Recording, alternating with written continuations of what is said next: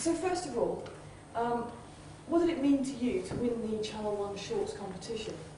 What kind of impetus did it give you afterwards? I didn't get any diseases from it, but what I did get, I suppose initially, I mean, I think I'd made about 10 or 11 short films before I entered any competitions. I decided to, maybe get something out to some of the film festivals, maybe go into a couple of competitions, and the Channel 1 Prize Shorts was the first that I'd actually seen. It was just up in a poster where I was like working as a volunteer, so I didn't really know the difference between that and any others at the beginning. But then when I got a phone call off Steve Mully and his assistant about a month and a half later in the office where I was, I kind of realised that it was obviously a little bit more than I was anticipating. How long had you actually been sort of making films before this actually happened? I suppose about a year. I'd been making a film a month for about a year, just with friends and family up the street where I was living. It was kind of unemployed and we were just making them on the dole really. But people who'd seen them were kind of saying that they thought there was something a bit special about them, so we decided to make one almost like a celebration of that year's work really, and to send it into a competition. Channel 1 was the first competition that I entered, and before I knew where I was, my dog's with me today. It's Paulie. We brought it down for a special operation on, is it Harley Street? That really, where all the doctors are and stuff. We've got. Seriously? No, it's not true. I was just trying to get her evacuated then. And I understand that you made like in about sort of 26 months or something like that, you made 25 film shorts, is that right? Well, I think over the last 3 years I've made 30 now. I mean, when you go in to make a sort of feature film, it obviously takes up quite a few months. I aim to make a film a month, like a short film every month, but it kind of didn't work out that way. When you make a feature film, it's very difficult to keep making them. Well, I've kept up quite reasonably. I've made 30 now in the last 3 years. So I made 3 in December actually, which was quite amazing really, because I managed to do I did my first pop video, but I made it like a 20-minute film instead, so I didn't really sell out and go and do loads of promos, and in exchange for sort of not getting any wages, I got one of those cameras that you're using and an edit suite, so now I'm able to help people in my area as well to make short films, and I can make a lot of short films myself without the hassle of sort of worrying about hiring here, there and everywhere. So when you started out making short films, how did you actually manage to resource it all? Where did you get the equipment, and where did you edit and that kind of stuff? Well, it was down to the dole really, I suppose. I mean, I got a job at a place called Intermedia, which was, I suppose then it had just moved from being a centre to help unemployed people, single mothers and people from like the ethnic minorities and who maybe wouldn't get a chance normally to go into film. And what had happened, they'd got quite a lot of money to expand, so they got all this new equipment and they were trying to build a studio. So I was really fortunate because I was kind of walking past there literally the day I got thrown out of college and got talking to one of these guys who was making a programme. And I just kind of said, I saw all this equipment being dragged in there, and I was kind of like, I saw all these fit chicks and that there. I thought that looks like a good place for me to go and hang out for a bit, the way you do when you're a young, foolish lad. And he was trying to put a lighting rig up in the studio. He offered me some work, but said he couldn't pay me.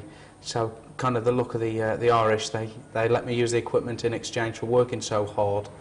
So what's it like being sort of termed Britain's sort of hottest new director? Well, it's funny because I don't live down here. I just read that in magazines, so I don't really, that sort of thing's never really taken hold. And people, I think it's potentially, I don't think people think I'm Britain's hottest director at the moment. I mean, I've only made a film that hasn't been released yet, so I can't really be the hottest director at the moment. But I think people just kind of, I just think because my films are about something quite working class, and the stories are about very small stories, very small characters, but there's something cinematic in the visual as well. I think people are kind of grabbing onto that as much as anything. I think it remains to be seen whether I turn out to be Britain's hottest new director. I'm sure if I'm the hottest, I'll get burnt by the press at some point for being the hottest. You know what they're like in this country. So I'm just kind of, because I don't live down here, I don't really get affected by any of the press art, apart from sort of photocopying them and blowing them up to A1 size and having them all over the wall and having a carpet with my face on it. What about your new film? The film's going to be released, I understand. Is it later this year? 24/7. Well, I mean, it was like Where's the Money Ronnie and winning the Channel 1 prize shorts thing, I think, that really, because I'd made it on black and white and Steve Mully became the executive producer on the film, because he'd seen Where's the Money Ronnie and how I handled black and white, I think it was winning that competition and that prestige that really made it simple and a lot easier for me to make the feature film in black and white. So anyone out there that's making B&W should maybe get them into the competition. Are they running it again this year? What's that? Sorry, the prize shorts? I'm not sure. I presume so. Yeah. But I mean, obviously, as far as working and everything, he has changed a lot over the last sort of 6 months. All the cameras are different now, aren't they? But I mean, the whole setup's changed. Quite a lot of people have gone. Oh, right. So it's the changing axe. a bit. Yeah. But yeah, it should do. It should do. Yeah. So how did you manage to persuade Bob Hoskins to sort of take a role in this film? I didn't persuade him. He keeps knocking me up round my house, and he was coming around really early. He'd pinched a copy of the script, and you know, as you can imagine, he'd kind of read the script, and he hasn't had any work for 10 years, so he was coming around my house and knocking me up. That's not the truth, is it? He saw Where's the Money Ronnie basically in the early days. Again, from Prize Shorts and Stephen Woolley seeing it in Imogen West, who became the producer. When I started writing this, I just said, I'm writing this film, and it's driving me nuts because as I'm writing the lines, the only person I can see playing it's Bob Hoskins, and I don't want to write the whole script with him in mind, because the chances are, I don't think I'll be able to do it, because obviously he's very busy. It's going to be low budget, but Steve Woolley had got, I suppose, a working relationship with him from the days of Mona Lisa. So that was just a small access just to send him Where's the Money Ronnie. And obviously if he didn't like what I was doing, I could get him out of my mind and then think about, I don't know, Percy Sugden or someone like that playing it, someone a bit more within my price range. But what kind of happened was he saw Where's the Money Ronnie and left a message on the answer phone.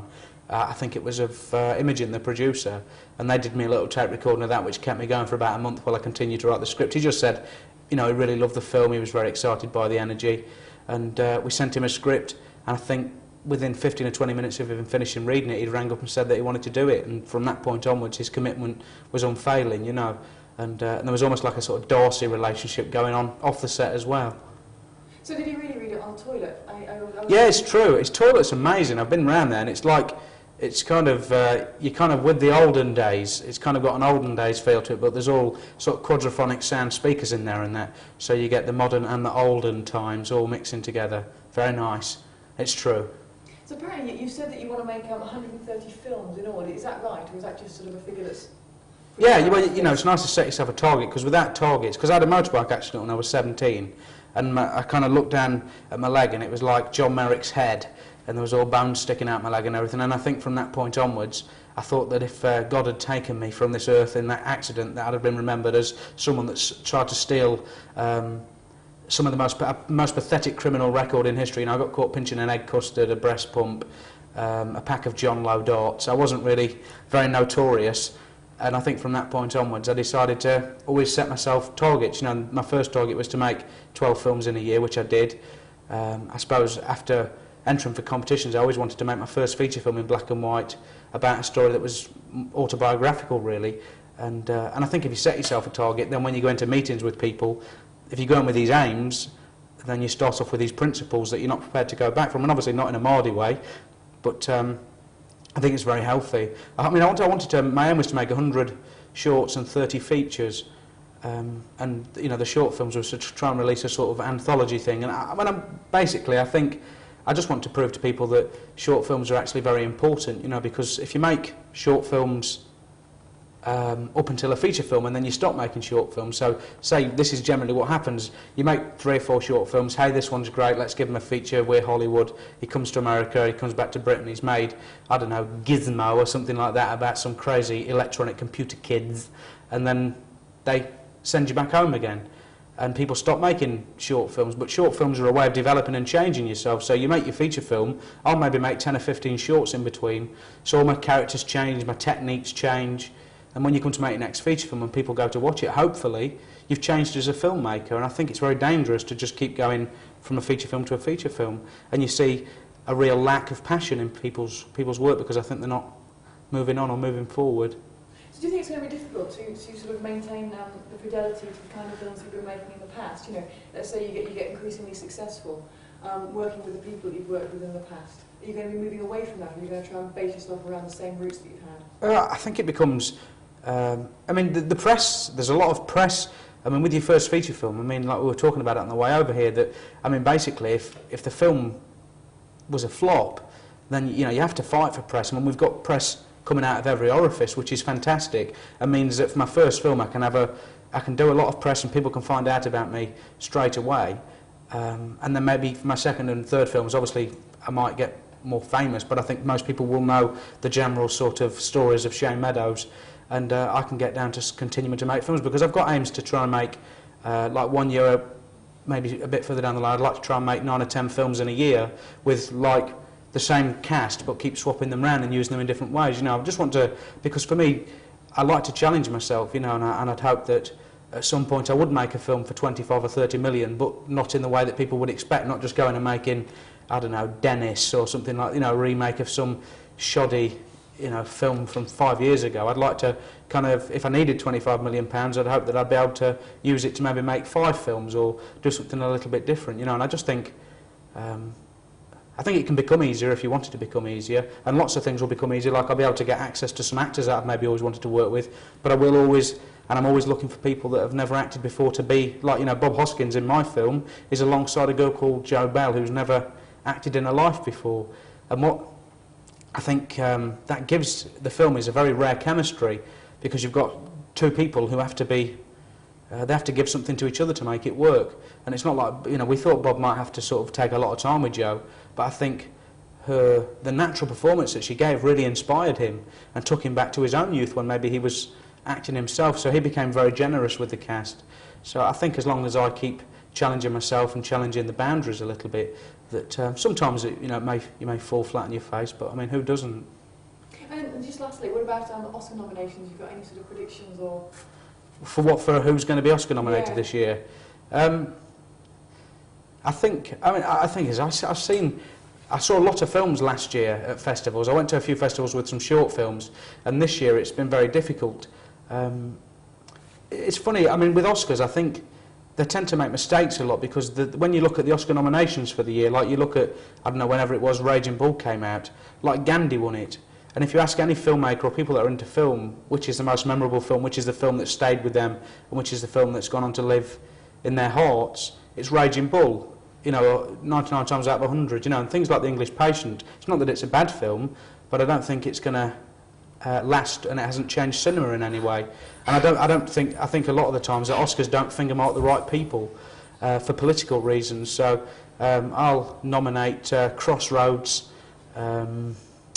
I don't know, My Cousin Bet, Ginger Rogers, and 2 packs of biscuits.